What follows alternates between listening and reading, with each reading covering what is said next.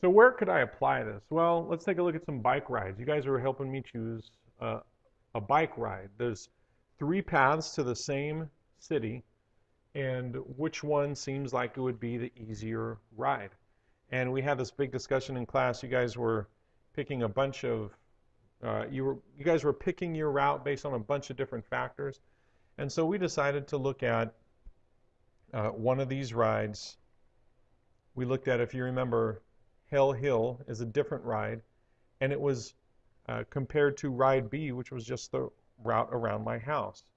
So when we're talking about a bike ride and which ride is easier, probably the most difficult thing about riding a bike is going up a hill.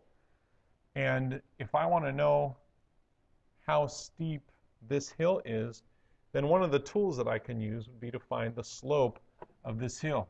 So for example, here I've got a hill that looks like it might start, you guys were saying right around here is when you'd start feeling it in your legs, and then maybe ending right around there.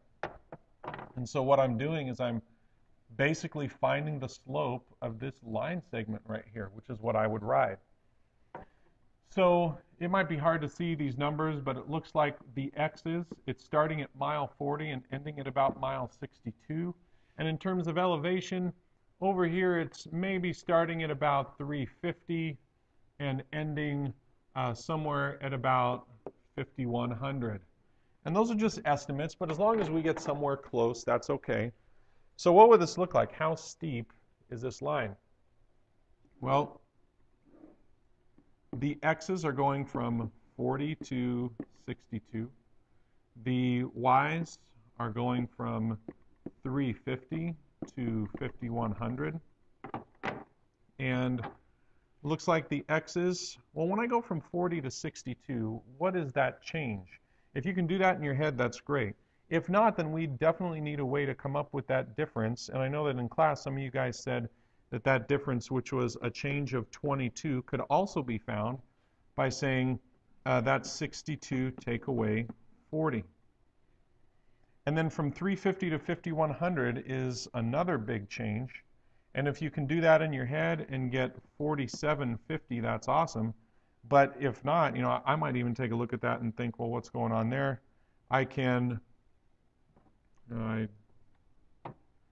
made a mistake there. There was 62 minus 40, and that was the delta x. I wrote that in the wrong spot. And then for the y's, that 4750, I could also get by saying 5100 minus 350. And that would give me that change of 4750.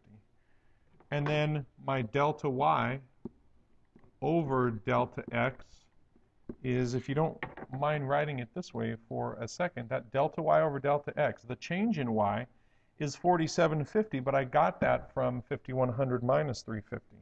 And the change in x is 62 minus 40, which we'll just leave that for now, that we realize I could get that change in y over change in x. But if you were able to get it in your head, then you're just looking at taking 4750 over 22. And if you did that, 4750 divided by 20, and we're looking at 215.91. So that's pretty close, I guess, to what we want. I don't know, does that look right? 215.91 is my slope. Well, if I graph it, will it look like that graph? If I were to graph this thing and say my slope is 215.91x, then that is a really steep line. That does not, but we need to look at that in the coming days. So that's sort of food for thought. Why is it that my hill looks like it's rideable, but when I graph it, this thing looks like I would have to climb it with ropes and not ride a bike up it? So that's it for now. If you have questions, come see me. Thanks.